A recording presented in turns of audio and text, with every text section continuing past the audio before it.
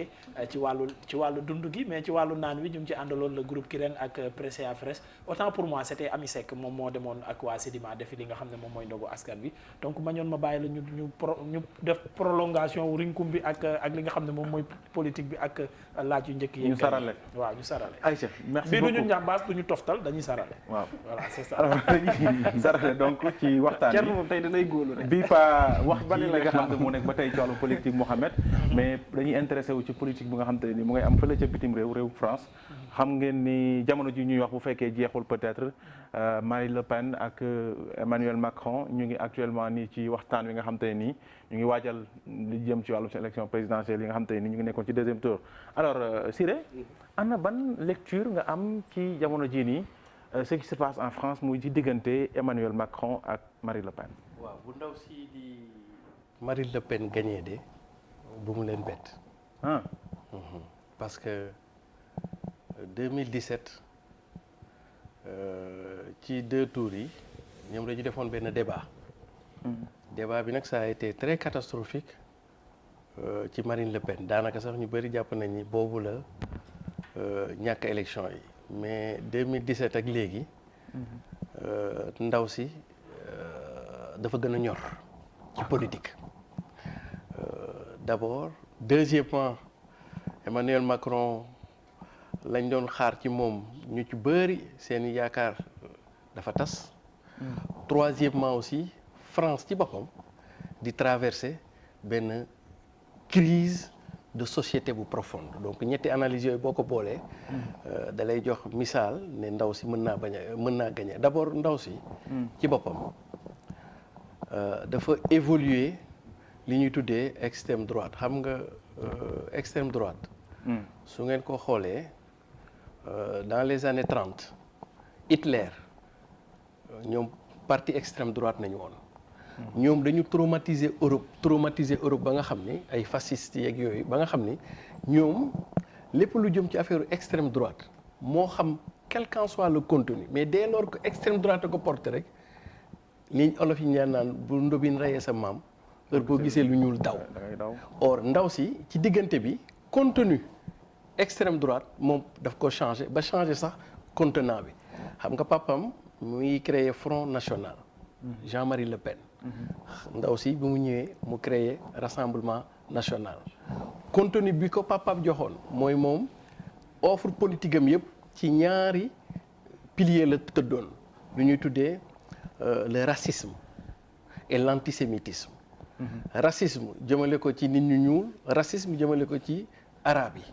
l'antisémitisme nag moom mooy bañ juif donc papam moom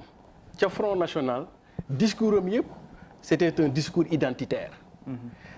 papam génn na moom ak Chirac gis nañ fa dem donc xale bi dafa mel ni dafa dem ba comprendre ne tant que le Front National mi ngi resté dans le discours identitaire amuñu benn chance et il a fait mieux changer tur bi tuddee ko Rassemblement National léegi ci biir racisme boobu ni ko papam radicalisé woon moom c'est un peu subtil ci racisme ba pare li papam musul woon nangu moom da koo nangu maanaam am benn genre ubbeeku xam nga ñoom képp ku leen xam ni affaire nu ñuy tuddee les nouveaux droits maanaam ay LGBT yooyu ñoom ay conservateurs nañu même lu mu leen di condamné yëpp boo ko xoolee daf leen di ménager ci benn quoi les lobbies LGBT papam daan na xëy mu wax ni l'Holocauste maanaam bañ fi faatoon juif yi ci 2e guerre mondiale papam danaan wax ni loolu détail la ci histoire moom ñëw na ne c'est la plus grande des barbaries donc ce qui fait que la communauté juive ubbil ko mais leneen li intéressant ci moom mooy extrême droite ni ñu ko xamee woon c'était la question identitaire mais moom dafa jël yeneen problématique yu bees économie sociale ba ci environnement di ci wax ci nga xam ne léegi tey jii soo ko dégloo muy wax dans sa dimension offre programme environnement da ngay defe ni c'est l'écologie politique qui parle il te parle de transition il te parle de affaire nucléaire alternative soo ko déggoo tey jii muy wax ci affaire droit affaire sécurité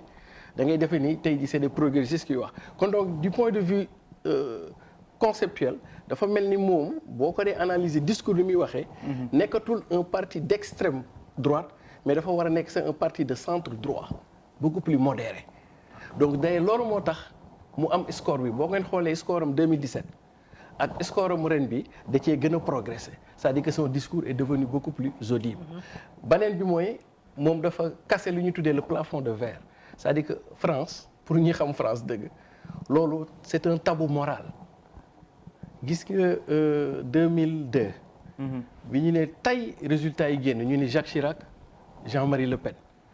dafa am benn genre séisme bu fa am boo xam ne parce que ñoom jàpp nañ d'ailleurs sax Chirac mi ngi koy wax mu ni l'heure est à la gravité mu ni ce qui est en jeu ce n'est plus la politique mais c'est notre rapport à la civilisation xam nga France bu ngeen ko fàttalikoo bu baax France moom la ñuy tuddee le siècle moom moo jur le siècle des Lumières maanaam siècle philosophie maanaam rationalité raison liberté démocratie dañ ko mësoon a xaw a teg nale di dawal affaire buur ak affaire ñoom li ñuy tuddee obscurantisme féodalité et cetera siècle des Lumières mooy siècle philosophique ci nañu libérer esprit léegi nag génne affaire sentiment affaire divinité dugal rationalité siècle des Lumières boobu moom moo dem ba law ba jur suñu tuddee la révolution industrielle et technique la révolution industrielle moo daw ba jur lu ñu tuddee la révolution technologique et numérique mooy yi ñu nekk tey jii. France boobu tamit moom mooy la patrie de la déclaration universelle des droits de l'homme France boobu tamit mooy la France de l'égalité fraternité comment il dit ça liberté égalité fraternité mooy seen devise donc ñoom pour France boobu ak traumatisme bi ñu jot a am ci les régimes d'extrême droite avec Hitler ñu rappelé ni extrême droite régime yooyu ñoo créé première guerre mondiale ñoo créé deuxième guerre mondiale violence donc ñoom bis bu ci extrême droite amaan benn résultat ñu war a dem deuxième tour nekkatul ay élection léegi dafa dem mel ni modèle civilisation France moom la ñuy mettre en jeu moo tax ñoom moom papaam daanul woon am ndam parce que dafay mel ni société française yëpp dañuy liggéeyu ça veut dire que ñii ñoom daal baaxuñu léegi nag ndaw si dafa xaw a travailler loolu c'est la troisième fois dans l'histoire politique de la France que l'extrême droite arrive en deuxième position kon donc léegi mu amoon benn genre tabou moral que yow tey jii buñ la mësaan a xalaat sax ne yow da ngay voter extrême droite dañ lay indexer mais léegi nag les gens ne les indexent plus léegi femme bi loolu la brisé deuxièmement premièrement. elle a plus de 23. Donc deuxièmement loolu mooy par rapport ak moom ça veut dire que dafa évoluer ba nga xam ni boo ko dee jàngat ci science politique moom de par son discours nekkatu sax extrême droite moom centre droit la nekk. parce que ouverture yooyu extrême droite du ko def loolu mooy par rapport ak moom après deuxièmement la moo tax muy am chance inconvénient kii waa ji sama doom Macron la koy woowee quoi Macron xale yi ñuy wax Macron position bu muy nekk c'est pas confortable parce que moom président sortant la jot naa dawal moom dañ koy juger ci bilan kii ci programme lay woo te kii bilan dafa xaw a taq suuf parce que yu bëri yu mu diggee woon jotu ko woon def ba pare moom ay événement majeur yu fa jot a xew muy Covid bi ak gilets jaunes yi ba nga xam ni moom tey jii attente bi gars yi amoon ci moom ba taxoon sax ñu weddi les partis traditionnels gauche droite daanaka fi mu toll nii ñooñu bañ a dem voter ji sax moo leen gënal ñu tabaat moom kon donc léegi nga xam kii bi mais nooy def yaa ngi wàññi ay chance am mais nan ngay def allié yu bees yi ak discours yi nga xamante ne ni perdant yi def nañ ko ku mel ni Mélenchon wala Pécresse ñi nga xamante ne ni ci top 5 bi ñoom ñoo fa nekk donc mathématiquement parlant soo calculer li Mélenchon am nga jox ko nga jël Pécresse lu mu am nga jox ko déjà dafay am plus de 54%. donc pour intention de vote selon ñi nga xamante ne ñoo voté Mélenchon il n'y a pas plus de la moitié. voilà justement ñu d'accord pour voter ba pare loolu il faut que mais juste lu ma doon doole moom mooy discours bi. c'est-à-dire consigne de vote bi yamuñu si. mais discours bi Mélenchon jël ak Pécresse pour citer ces deux là. discours la boo xamante ne nii dafay xaw a jàppale woo français yi pour que comme li nga wax ci beneen côté bi mooy nekkatul politique malgré bilan wu Macron baaxul mais li nga xamante ne ni moom moo nekkoon fondement wu France mooy comme li ngay wax égalité liberté et tout loolu bu ñu dof lu ba mu rëcc leen dem ci loxoy Marie Le Pen. voilà mais nag foofu dafa am problème c'est-à-dire que France ni ñuy voté bokkut ak ñun dëkk Afrique yi ni ñuy voté xam nga ñun fii suñu dëkk yi njiit bi su joxee consigne de vote daanaka jàppal ni yëf yi jeex na ñëppay dem France duñ doxalee noonu c'est-à-dire que France ñoom Mélenchon nañuy àndal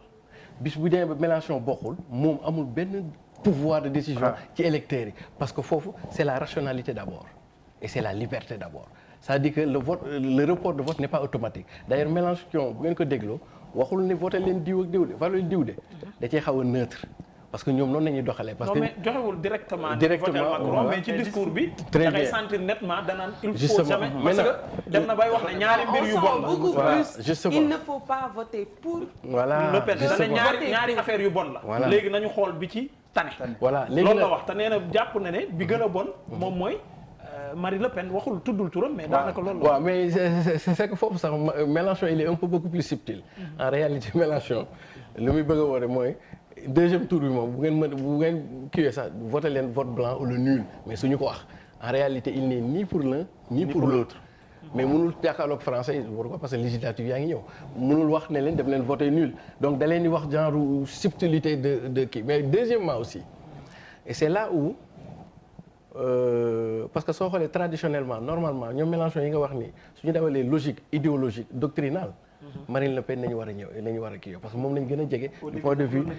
idéologique mais c'est que Emmanuel Macron dafa réussir benn coup politique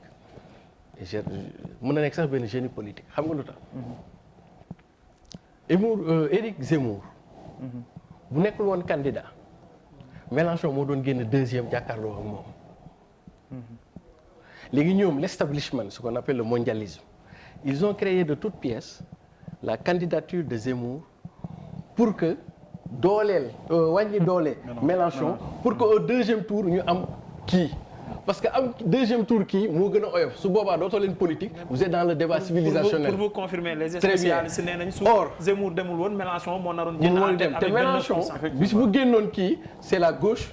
et la droite actuellement nii Mélenchon da koy gagner donc nag ñoom foofu nañu amee génie créer Zemmour ñëw en réalité Zemmour jëlul ci Marine Le Pen électorat de non ci Mélenchon la jël électorat. kon noo jàngatee Zemmour c'est le seul candidat buy soutenir Marine Le Pen noo jàngatee loolu. waaw non c'est un peu contradictoire aussi hein. non c'est pas trop correct c'est-à-dire que là mi ngi ci xam nga moom extrême droite la nekk. extrême droite la nekk donc du point de vue de la cohérence logique. idéologique mënta dem voter Macron. d'accord alors Thierno Amadou Sy bëggoon naa laaj ma njoon nga baal ma rek ndax sànq professeur dafa wax ni en ce moment société française dafa nekk di traverser benn crise mais au même moment ñu gis monter justement en puissance extrême droite est-ce que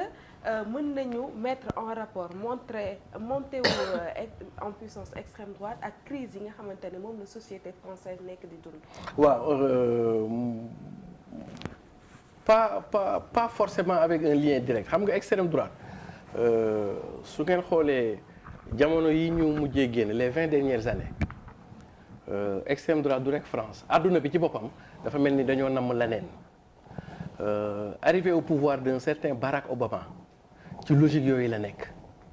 ça veut dire que ñu génn ce qu'on appelle des sentiers battus. les minorités quoi. waaw minorité xam nga aux États-Unis nga nekk noir d'ailleurs moo tax femme bi am chance. parce que France ku ko xam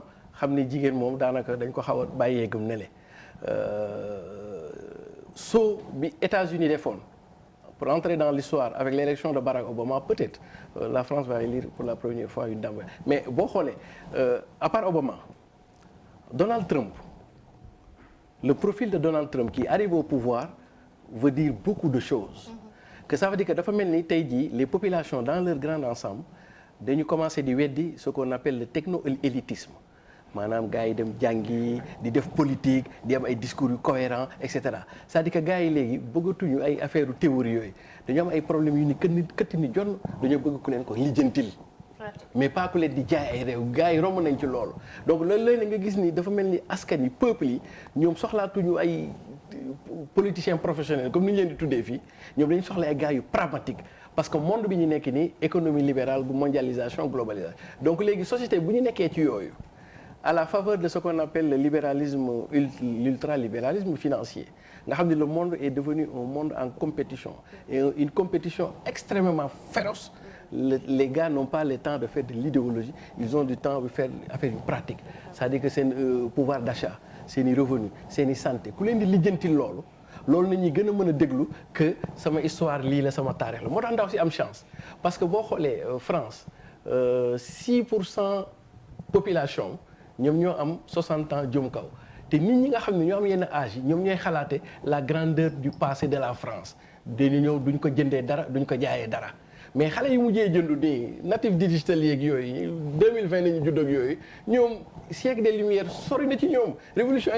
sori na ñoom lu ñu xam mooy nan la ñuy def ba am job nan la ñuy xam ba intégré nan la ñuy ba dem donc te boo xoolee ci campagne électorale bi ndaw si yu mu wax moo gën a raisonnable autant que kii amoon na 5 ans 6 ans dawal na ñëpp xam nañ li mu def donc moom il est là à défendre un bilan mais li nga wax nii au-delà de dëkk yooyu ngay wax looloo xew suñu dëkk yi fii le phénomène par exemple Ousmane Sonko dafay dugg ci logique gu Marine Le Pen c'est-à-dire dafa mel ni peuple yi léegi dañoo xaw a doyal xaw a suur ci benn classe politique bi dañoo bëgg a indi maanaam daal laneen léegi nag mu des France moo tax ma ne la France seen société dañu diviser wu actuellement c'est-à-dire que ñoom am na lu ñu jotoon a xam démb est-ce que li ñu jotoon a xam démb dinañ ko jëndee ak li ñu yor tey naam lu mu yor tey baaxul mais est-ce que tiit nañu ca li fi jotoon a xew dans les années 30 avec le nationalisme donc ñoom crise société bi foofu la toll nii France boo xamee ci kii bi mais la téye France téye États-Unis téye yeneen dëkk yi moo yor Afrique boo xoolee tey ji Afrique boo demee dëkk yu bëri y a des mini-révolutions qui se passent le phénomène Y en a marre noonu nga koy analyser ba ñu fi jëlee fi Ablaye Wade un très grand politicien c'est des rappeurs ñoo ko fi jëlee ay rappeurs ñoo ko fi jëlee Y en a marre président Macky Sall régime bi mafia kàccikat noonu ngeen koy tuddee activistes yi ak yooyu donc peuple yi àdduna moo toll benn niveau boo xam ni les peuples dañu xaw a weddi ce qu'on pourrait appeler les techno-élitismes voilà les têtes disons xaw ma voilà les politiciens professionnels bëgg nag ñoo xam dañu pragmatique boo leen indee dañuy régler ce problème ak say jafe-jafe léegi. d'accord Thierno bëggoon naa am